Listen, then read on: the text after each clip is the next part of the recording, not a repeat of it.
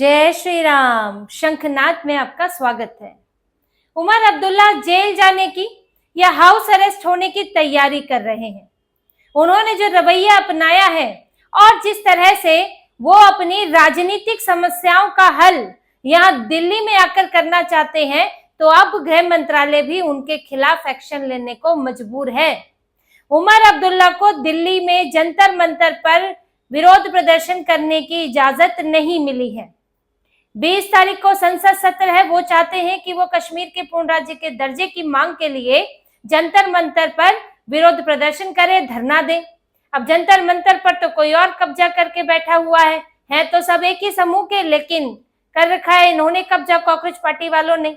अब उनका संसद चलो मार्च भी है, इसीलिए और भी दूसरे सुरक्षा कारणों से उमर अब्दुल्ला को इजाजत नहीं मिली। लेकिन ये जबरदस्ती दिल्ली आना चाहते हैं कि 19 तारीख को, ये अभी कह रहे हैं, जबकि इनके चाचा का भी निधन हुआ है अभी, फिर भी ये कह रहे हैं कि 19 तारीख को सब लोग इकट्ठा होंगे दिल्ली में, 20 को हम विरोध प्रदर्शन करेंगे। अब इसका मतलब ये है कि जब आप बिना अनुमति के विरोध प्रदर्शन करोगे तो फिर थाने ले जाए जाओगे, हिरासत में लिए जाओगे, या फिर उससे पहले हाउस अरेस्ट कर लिए जाओगे। पुलिस के पास फिर कोई रास्ता नहीं बचता है। आपको हुड़दंग मचाने नहीं दिया जा सकता, कानून व्यवस्था बिगड़ने नहीं दी जा सकती, क्योंकि दिल्ली में सिर्फ आप नहीं रह रहे हैं, दिल्ली के लोग भी रह रहे हैं। यहाँ पर संसद भी है, यहाँ पर सांसदों के घर भी है, हाई सुरक्षा वाला ये इलाका है। तो इस उमर अब्दुल्ला भी इसी इंतजाम में है कि इनको जेल भेजा जाए, हाउस अरेस्ट किया जाए, ताकि दिखा सके, देखो मुझे पकड़ा गया, मुझे जेल भेजा गया और मैं जेल जा रहा हूं पूर्ण राज्य के दर्जे के लिए। अब इनके पास इसके अलावा राजनीति करने को कुछ बचा नहीं है, क्योंकि ये तो घिरे हुए हैं। अभी इन्हीं की पार्टी के नेता सांसद हैं आगा रुहुल्लाह मेहदी, जो कि कभी इनके करीबी हुआ करते थे और इन्हें चुनाव जिताने में भी उनकी अहम भूमिका रही है। लेकिन अब वो इनके खिलाफ हो चुके हैं, उपचुनाव में भी इनकी मदद नहीं की थी, और उन्होंने सवाल उठाया है कि उमर अब्दुल्ला तो हाफ सीएम है और वो 370 की बहाली के लिए कुछ नहीं कर रहे हैं। वहां तो एक से बढ़कर एक है। उमर अब्दुल्ला पूर्ण राज्य के दर्जे की मांग कर रहे हैं, तो वो लोग कह रहे हैं, जो विपक्ष पार्टियां हैं बीजेपी को छोड़कर बाकी की 370 की बहाली करो, 370 फिर से लागू करो। और उमर अब्दुल्ला जो है, उन्होंने इसका वादा किया था, ये इसके लिए कुछ नहीं कर रहे हैं।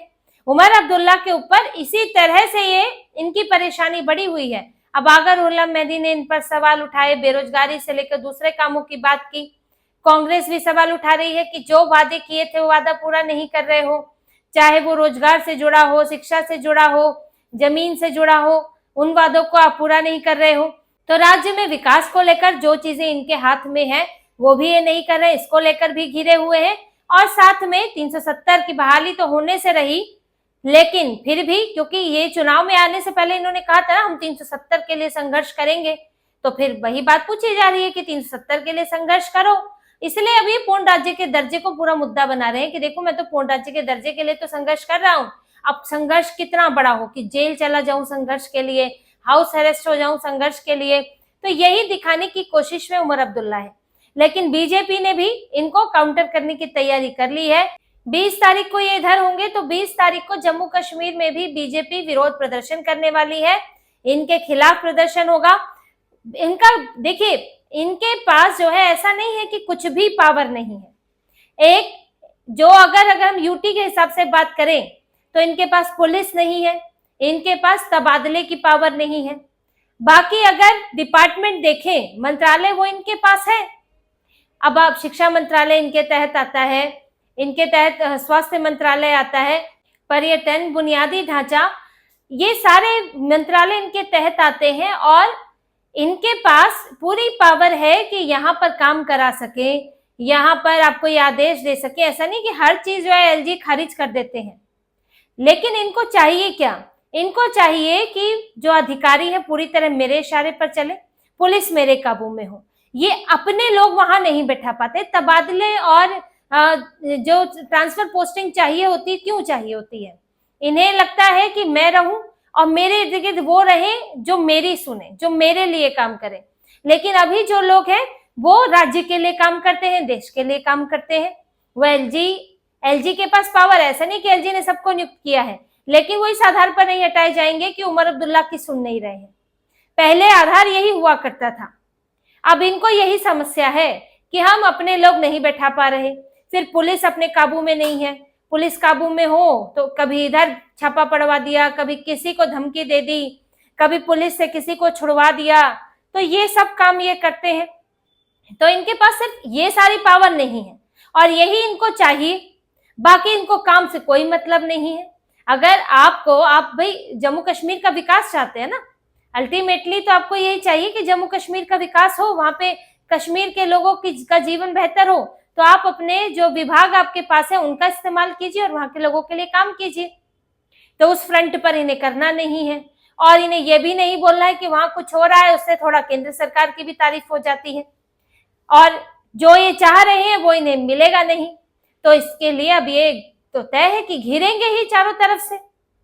जब आप काम भी नहीं करेंगे और जिन चीजों के लिए संघर्ष करने का वादा करके आए थे उन चीजों पर भी आप बात नहीं कर रहे हैं, तो आपको वहां के वो लोग तो घेरेंगे, कट्टरपंथी तो घेरेंगे आपको। और यहाँ 370 की बात तो ये कर ही नहीं सकते हैं, वो तो संभव ही नहीं है, इनको पता है। पूर्ण राज्य के दर्जे की मांग करते हैं तो अमित शाह इन्हें बहुत सारी स्थितियां बताकर वापस भेज देते हैं।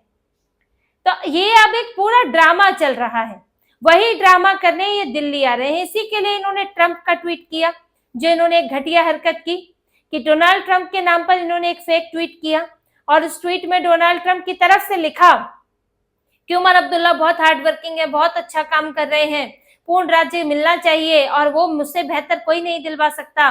तो ये सारी बातें लिखी कि जिससे कि अमेरिका के दखल के, एक तरह से इनका इशारा यही था कि अमेरिका भी दखल दे, यहाँ पर भारत पूर्ण राज्य के दर्जे के लिए अंतर्राष्ट्रीय दबाव बनाया जाए। सीधे तौर पर तो मदद मांग नहीं सकते, तो इन्होंने एक तरीका निकाला परोक्ष रूप से मजाक कर, ये वैसे तो लगेगा कि मैंने तो फेक ट्वीट डाला और मैं स्वीकार भी कर रहा हूँ, मजाक की तरह है, लेकिन ये मजाक नहीं है, ये बहुत बड़ी बात है।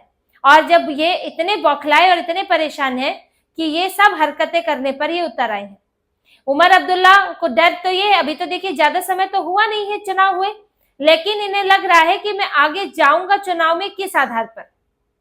जब भी अब चुनाव होंगे, लोकसभा चुनाव होगा, उसके बाद जम्मू कश्मीर के चुनाव होंगे, तो उसमें मैं किस आधार पर जाऊंगा जनता के पास।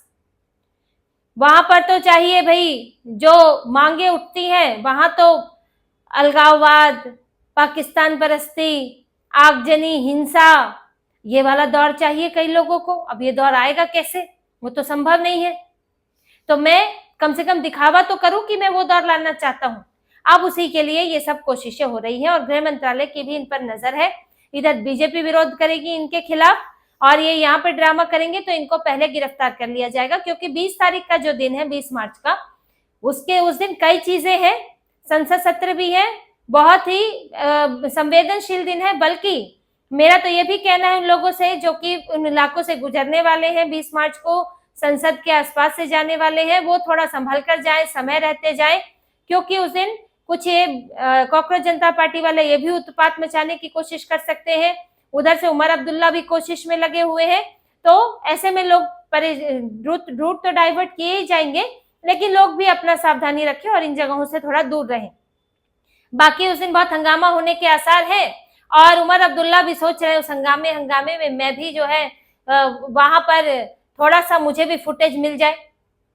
बाकी तो इनके जो हाथ पांव बंधे हैं वो तो है ही है, बल्कि अभी जो 13 जुलाई को शहीदी दिवस हुआ था इनका, ये 1931 की घटना है, जब महाराजा हरि सिंह के खिलाफ यहाँ के मुसलमानों ने विरोध प्रदर्शन किया और हिंसक ऐसा हो गया था कि फिर ब्रिटिशर्स को गोलियां चलानी पड़ी। तो ये खुद को शहीद, उन लोगों को शहीद कहते हैं। शहीद क्या है, जो वहां का राजा है और वो हिंदू राजा था, इसलिए इन्हें तकलीफ थी, इन्हें तो जाना था पाकिस्तान के साथ, तो इसलिए इन्होंने विद्रोह किया। तो किस बात के शहीद हो, गद्दार हो। ये शहीदी दिवस नहीं है, ये गद्दार दिवस है। और इसे ये लोग ये कब्र पर जाकर वहां पर उन्हें श्रद्धांजलि देना चाहते थे, लेकिन उस पर रोक लगी हुई है कब्र पर जाने से, और इस बार भी रोक लगी रही, तो ये वो भी नहीं कर पाए। तो ये कैसे साबित करेंगे कि मैं वही कट्टरपंथी, अलगाववादी, पाकिस्तान परस्ती विचारधारा वाला हूं, तो उसी को साबित करने में लगे हैं। पर ज्यादा साबित करने की कोशिश करेंगे तो फिर गृह मंत्रालय वो भी अपना एक्शन लेगा, और इनको जब तुम पाकिस्तान परस्ती दिखाओगे तो फिर वही कहलाओगे। तो उमर अब्दुल्ला तो ऐसे दो धारी तलवार पर चल रहे हैं कि ज्यादा अगर कट्टरता दिखाते हैं तो यह केंद्र सरकार से इन्हें झेलना पड़ेगा, और अगर सॉफ्ट हो जाते हैं तो वहां से घिर जाते हैं कि भाई देखो ये तो बी टीम बन गए हैं। तो इसी में ही चल रहे हैं जैसे तैसे कि जितना मिल जाए जो कर पाए। अब 20 तारीख का हंगामा करने की तैयारी है, वहां से पुलिस की भी तैयारी है। तो इसी तरह की और खबरें और विश्लेषण आपके लिए लाते रहेंगे। हमसे जुड़े रहिए, सब्सक्राइब कीजिए, कमेंट कीजिए। बहुत बहुत धन्यवाद। जय श्री राम।